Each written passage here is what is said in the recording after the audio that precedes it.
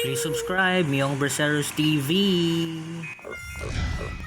After giving the Philippines one of its coveted gold medals in the recent 2019 38 Southeast Asian Games hosted by the Philippines, 32-year-old Davaoenyo Mark Antonio Alcoseba is once again serving his native land as one of the frontliners against a dreaded COVID-19 medical crisis.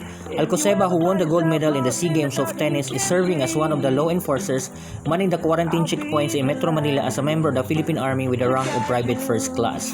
The Davaoenyo is taking his new role with pride despite the risks posed by the dreaded COVID-19. Medyo mahirap po, pero ito po ang tawag ng tungkulin namin para po ito sa ating bansa. Titiipsin po namin ang lahat ng lungkot at hirap para maging okay po ang lahat sa ating bansa, Alcoseba said. The gold medal performance of Alcoseba is sweet since it is the first time he joined the SEA Games. Alcoseba became a member of the soft tennis team in 2017 and helped the country win a team bronze in the Korea Cup 2017.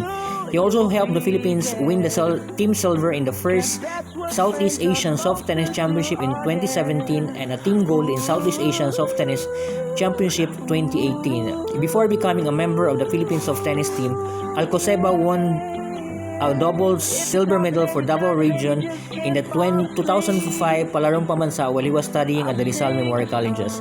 He also collected team gold medals for Davao City in the National Aprisa Games 2006 in Lengayan, Pangasinan and in Iloilo City in 2007 and doubles gold in Zamboanga.